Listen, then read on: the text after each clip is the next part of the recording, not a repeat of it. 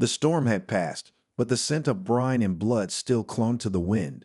The black tempest rocked gently in the dim glow of lanterns, its black sails whispering secrets to the night. Beneath its mast, where men drank and dice clattered over wooden barrels, stood Captain Dorian Vex, a man carved from the bones of the sea itself. His coat, tattered at the edges, bore the scent of salt and fire, and his deep sapphire eyes gleamed with the hunger of a man who had conquered many things, but never his own fate. Before him knelt a desperate merchant, trembling as he gestured toward the covered cage beside him. "Teed this. This should settle my debt, Captain." Dorian flicked a glance at the iron bars, half interested, half bored. He had taken gold, spices, stolen heirlooms. But this was something different. A creature lay within, her wrists shackled in silver, her form half hidden by tangled locks of midnight blue. The faintest glow of ocean pearls clung to her damp skin, reflecting the moonlight like fallen stars. A mermaid. The crew gasped, stepping closer, their eyes glimmering with greed and curiosity. "She sinks storms into existence," the merchant muttered. "She is cursed, but valuable." Dorian crouched, gripping the iron bars, his voice a quiet storm. "Show me your eyes." For a moment, there was nothing, just the heavy hush of the sea. Then, like a slow tide, the creature lifted her face. Seraphina Tideborn. Her gaze was the color of deep ocean trenches, endless, unreadable, a whisper of forgotten tempests. A silver chain bound her throat, but even in chains, she held the poise of a queen. Something about her presence made Dorian's pulse stutter, as if he had looked upon something he was never meant to touch. "A treasure, isn't she?" the merchant prattled on. "Her song can break ships, her voice can twist a man's mind. I had to silence her, otherwise she would have drowned us all." Dorian ignored him. "Who are you?" he asked, his voice softer now, laced with something neither of them could name. Seraphina did not answer, but her lips curved just slightly, just enough to make him feel as though she was peering straight through him, unraveling his edges. Dorian exhaled slowly. Then, with a flick of his hand, he tossed a small dagger at the merchant's feet. "Your debt is settled." A murmur spread through the crew, but Dorian was already turning away. The cage was lifted onto the deck, the iron groaning beneath Seraphina's weight. She did not fight, did not speak, only watched him with that knowing gaze, as if she had seen him in some distant dream before this moment. That night, long after the ship had set sail, Dorian stood at the stern, staring at the vast emptiness of the ocean. Behind him, the mermaid's cage remained locked, her presence a shadow against the wood. But as the wind carried the scent of the tide, something softer touched his senses. A whisper, faint, delicate, like sea foam dissolving on bare skin. He turned, his heart pounding. Seraphina was awake, her fingers trailing the iron bars, her lips parted as if forming words long lost to silence. And then, in a voice like water against rock, she whispered, "You should have never taken me, Captain." Dorian did not know why the sound of her voice felt like the beginning of his ruin. The moon hung low over the black tempest, casting silver ribbons across the restless sea. The ship rocked in the hush of midnight, its crew lost in slumber, but Captain Dorian Vex remained awake. A lantern burned beside him, its glow chasing shadows along the weathered wood. His thoughts drifted, tangled like the knots in his ropes, always circling back to her. Below deck, behind iron bars, Seraphina Tideborn sat in silence. The mermaid princess, his peculiar payment, his dangerous prize. Her wrists bore the weight of silver cuffs, her hair tumbled over her shoulders in waves of dark blue, like the ocean itself had gifted her its deepest hues. Her presence was unnerving, too still, too calm, like the sea before a storm. Dorian leaned against the bars, studying her as one might study a map leading to unknown waters. "You're not afraid," he noted, his voice quiet. Seraphina lifted her gaze, those fathomless eyes of hers gleaming with something unreadable. "Should I be?" He let out a slow breath, the corner of his mouth twitching. A caged bird should fear the hand that holds the key. She tilted her head, her expression unreadable, but her silence spoke louder than words. There was no fear in her, no panic, only patience. as though she were waiting for the tide to turn in her favor. Dorian stepped closer, gripping the iron. "You are not some common sea creature, are you?" Serafina let her fingers graze the cold metal, so near his own that he could almost feel her touch. "Neither are you," she murmured. For a moment, the ship creaked, and the world narrowed between them. Just a hush of waves, the pulse of the sea, and a space so thin between them it could have been shattered with a whisper. Dorian cleared his throat, shaking off whatever spell she threatened to weave. "The merchant said you can sing storms into existence." She gave a soft, knowing smile. "And yet, you did not ask for a song." Dorian's grip tightened on the bars, something unspoken twisting in his chest. He had spent years stealing what he wanted, bending fate to his will. Yet this creature, this woman, felt untouchable. She was fire and water, destruction wrapped in beauty, a riddle the sea had gifted him. His voice dropped lower, quieter. "If I asked, would you sing for me?" Serafina's gaze darkened, unreadable. "No." A sharp breeze cut through the ship. The scent of salt thickened the air. Dorian exhaled a quiet laugh, stepping back. "Smart answer, little siren." He turned to leave, but as he did, a whisper followed him, soft as a tide against shore. "Careful, Captain," Serafina murmured. "You are closer to drowning than you realize." Dorian paused, his heart a steady drum in his chest. He did not turn back, did not give her the satisfaction of knowing her words had unsettled him. But as he ascended the stairs, the truth clung to him like sea mist. He had not captured her. He was the one being pulled under. The sea stretched endlessly beyond the black tempest, a mirror of midnight blues and ghostly silver, shifting beneath the breath of the wind. The ship sailed steadily, but unease clung to the air like a whispered omen. Strange things had begun to stir.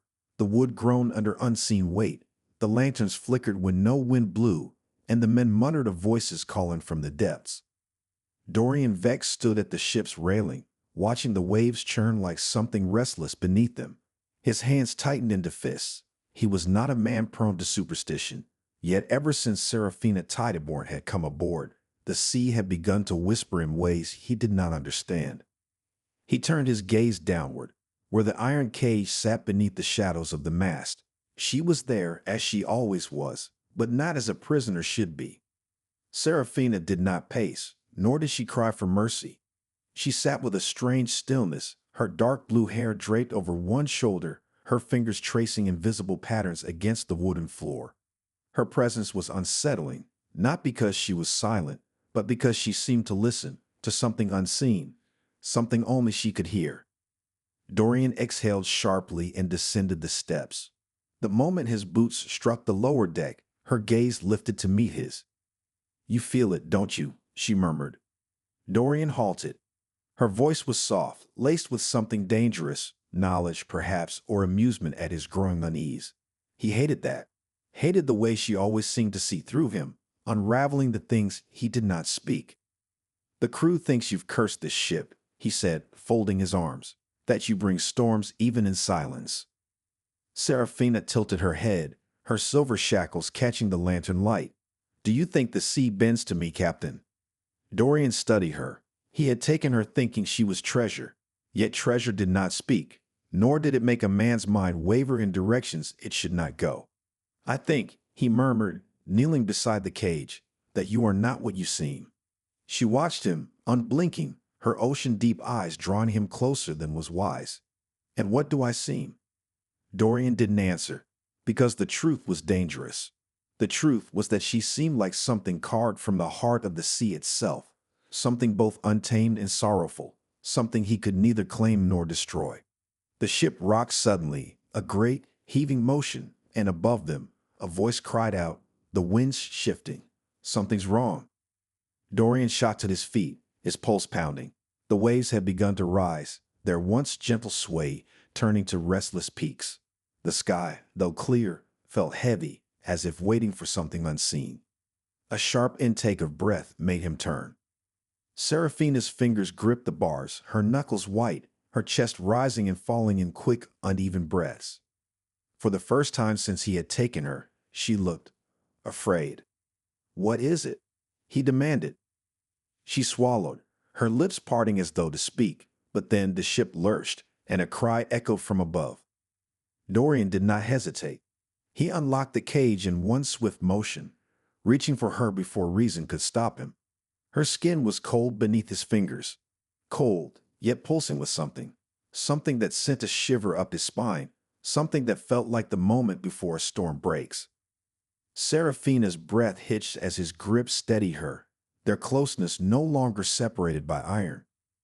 "Captain," she whispered, her voice barely a thread of sound. "You should not have done that."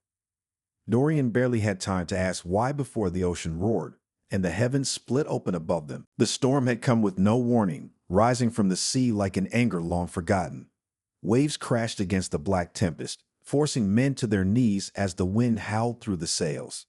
Lanterns swung wildly, casting shadows that danced like spirits in the chaos. Through it all, Dorian Vex held his grip on Seraphina Tyborn. He had freed her, and now the ocean had come to claim its lost daughter.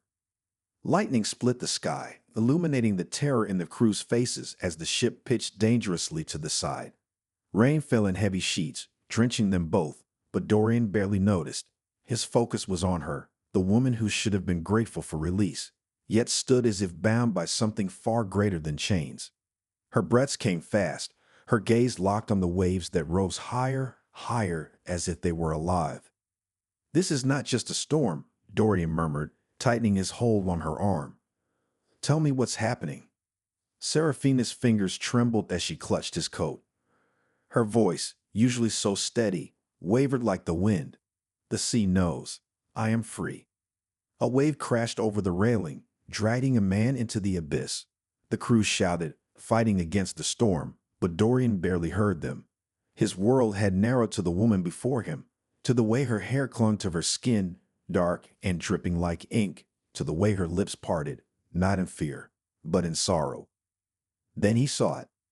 Beneath the lightning's glow, the water churned unnaturally, swirling in patterns no storm should create. Shapes flickered beneath the surface, shadows moving, waiting.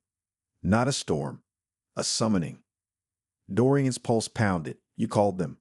Seraphina met his gaze, and something inside him twisted. Not guilt, not regret, something deeper. "I do not command the sea," she whispered, "but it remembers me." Dorian exhaled sharply, dragging a hand through his soaked hair. He had been a fool. He had thought her a caged thing, a helpless treasure waiting to be claimed. But she was no prisoner. She was a tide waiting to return home. Another wave crashed over the ship, forcing them apart. Dorian stumbled, catching himself against the mast. When he looked up, Seraphina stood at the edge of the deck, the wind tearing at her gown, her bare feet inches from the swirling abyss below. The sea called her, and she was ready to answer. "No," he growled, pushing forward. Seraphina turned slightly, her expression unreadable. "You cannot stop this." Dorian reached her in 3 strides, his hands gripping her waist before she could take another step. Their bodies collided, the rain sliding between them, his breath hot against her chilled skin. "I can," he murmured, his voice low, rough. "I will."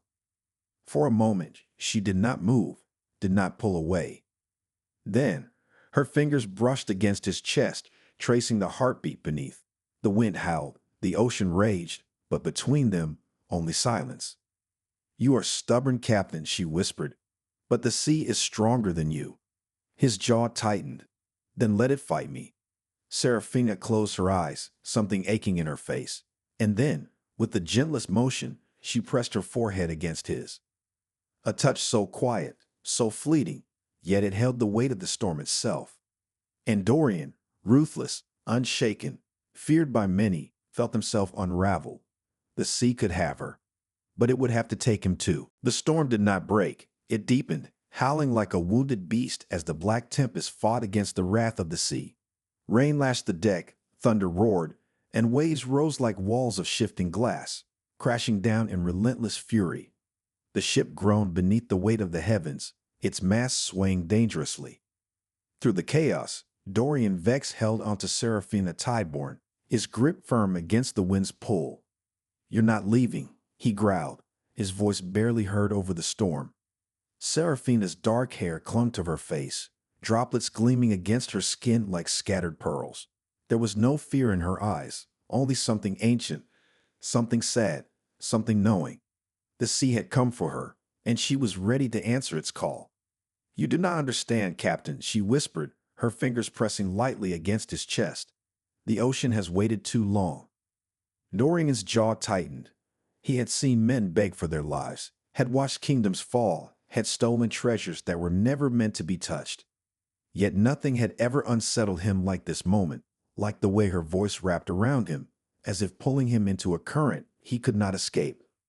The ship tilted sharply, sending barrels and ropes tumbling. The crew scrambled to keep balance, shouting curses at the sky. Another wave slammed against the hull, and in the chaos, Seraphina stumbled. Dorian moved without thought, his arms wrapped around her, pulling her against him, her breath warm against his rain-soaked skin. Her fingers curled into his coat, and for the briefest moment, the world narrowed. No storm, no crew, no sea, just them. "You belong here," he murmured, his voice rough, quiet, almost pleading. "With me." Seraphina's lips parted, her breath a trembling sigh between them. The wind tangled their hair, the rain traced passed down their skin, but none of it mattered. The only thing that mattered was the way her pulse raced beneath his touch, the way her eyes softened, as if for the first time she was uncertain.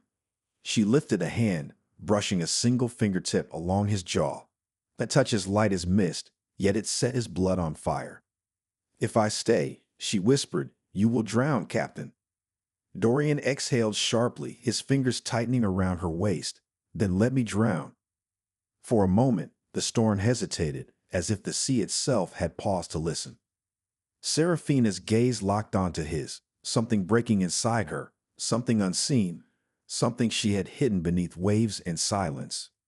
Then, with a slow, aching motion, she leaned in. Her lips hovered just near his, a breath away, a heartbeat away, an eternity away, not quite touching, yet enough to make him feel as though the world had shifted beneath his feet. But the ocean was not patient. The ship lurched violently, the mast snapping with a deafening crack. A monstrous wave rose behind them, its crest shimmering like liquid silver under the storm's wrath. Seraphina gasped, her grip slipping. Dorian's arms locked around her, but the sea had other plans. The wave crashed down, swallowing them whole. Darkness swallowed him.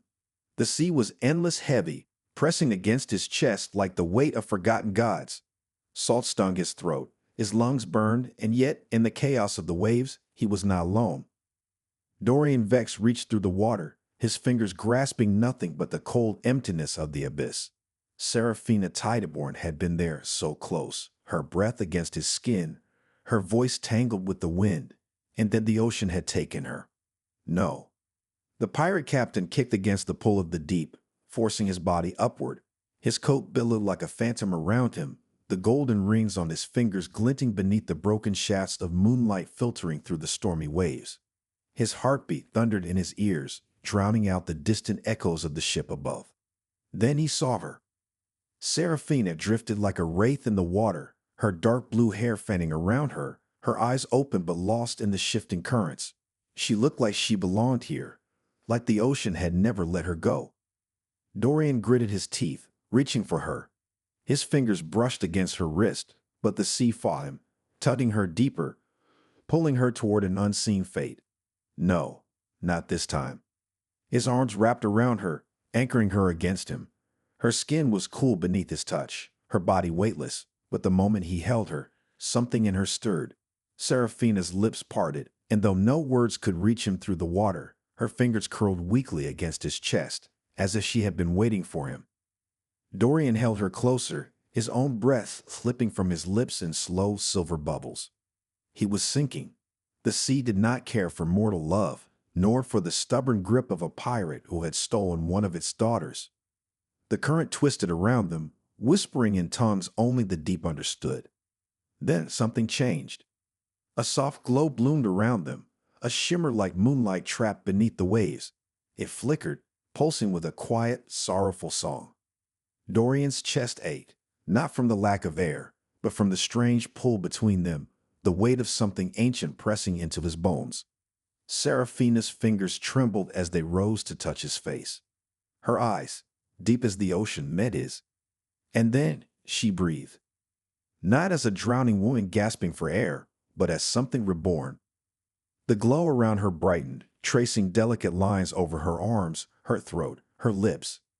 The silver cups that had once bound her shattered, vanishing into the depths like forgotten relics. Dorian watched, stunned, as the water no longer fought her. It embraced her, and Seraphina changed. Her legs shimmered, dissolving into something both beautiful and terrifying. Scales darker than midnight, flecked with iridescent blues and silvers, a tail that moved like liquid shadow, powerful and untamed. A mermaid, a queen of the abyss. She exhaled softly, her fingers threading into Dorian's hair, holding him in place as though afraid he would disappear. And then, with aching gentleness, she pressed her lips against his. It was not the desperate kiss of drowning souls, nor the fleeting embrace of stolen time. It was something more, a promise whispered against fate, a tether between land and sea, an unspoken vow that neither storm nor God could sever. Dorian's breath fled from him, lost in the warmth of her, in the taste of salt and sorrow, and something dangerously sweet. But the ocean was still greedy. His body was failing. His lungs screamed. Seraphina felt it too. Her arms tightened around him, and without hesitation she turned, her powerful tail cutting through the water, upward toward the light, toward life. The surface shattered as they broke through, the night air cold against his skin. Dorian gasped, dragging in a ragged breath, his chest burning as if fire had replaced his lungs. Rain still poured from the heavens, the storm raging on, but none of it mattered. He was alive. And in his arms, Seraphina Tideborn held him as if she had never let go. Her tail shimmered beneath the waves, its dark scales reflecting the lightning above. The ocean cradled her, bending to her will, the water curling around her like an embrace. Yet her fingers clung to Dorian's coat, her forehead resting against his temple. She had saved him. But at what cost?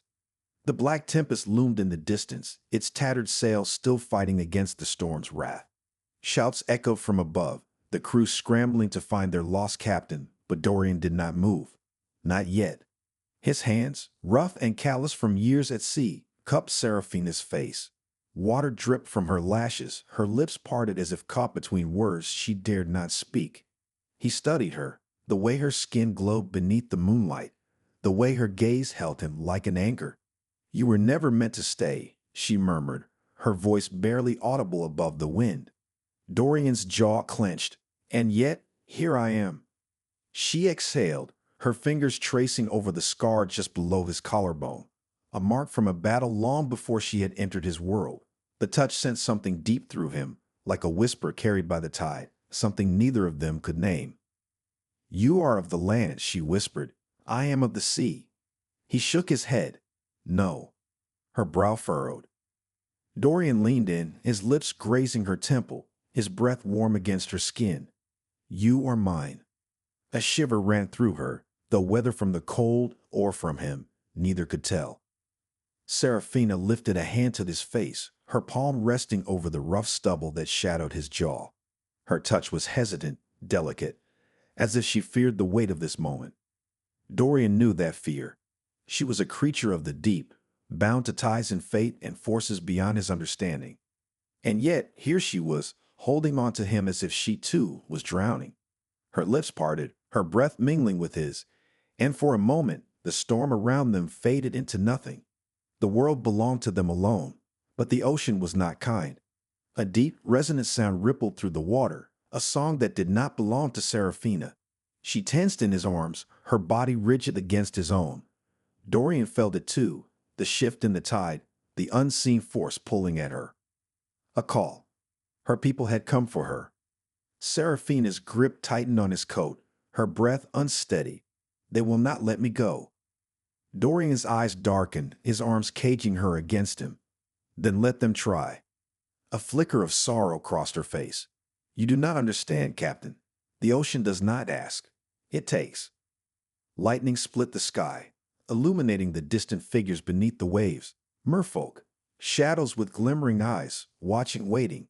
Seraphina's fingers brushed against Dorian's lips, a touch that held every word she could not say.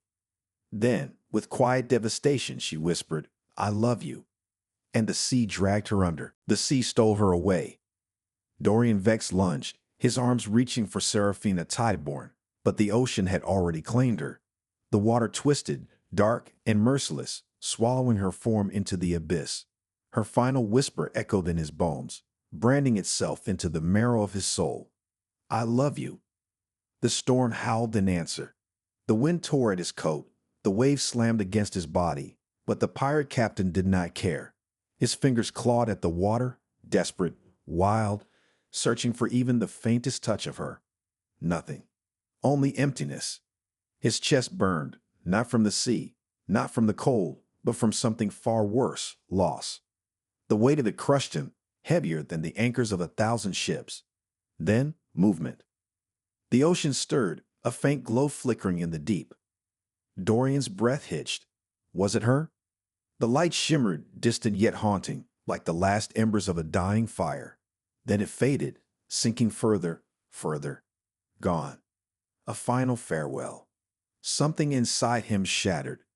A raw, guttural sound tore from his throat, swallowed instantly by the raging wind. His fists clenched as his body trembled, rain streaming down his face, though he could no longer tell if it was the storm or his own grief. A rope suddenly slapped against his shoulder.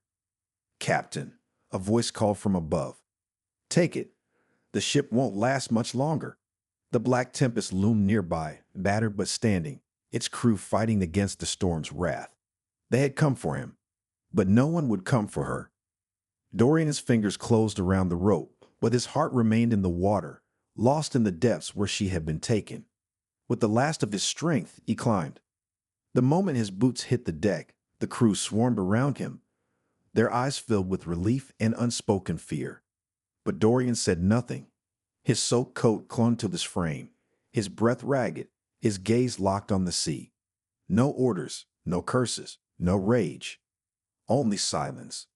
The men exchanged uneasy glances, for never had they seen their captain, the ruthless, untamed Dorian Vex, so utterly broken. As the storm waned, the ship drifted through the endless expanse of water. The sea, once furious, had quieted. The wind whispered through the sails, carrying echoes of something lost. Dorian stood at the bow, unmoving, his hands gripping the wooden rail. The night stretched on, endless and cold. Then, something brushed against the hull. A single silvery shell, resting gently on the deck, glistening in the moonlight. Dorian knelt, his fingers tracing its smooth surface. His jaw clenched, his throat tightened. A gift, a memory, a piece of her, left behind. He closed his fist around it, his heart heavy with the weight of what could never be. Somewhere beneath the waves, she still lived. He knew it. He felt it. But the sea had chosen his bride, and the pirate had lost his queen.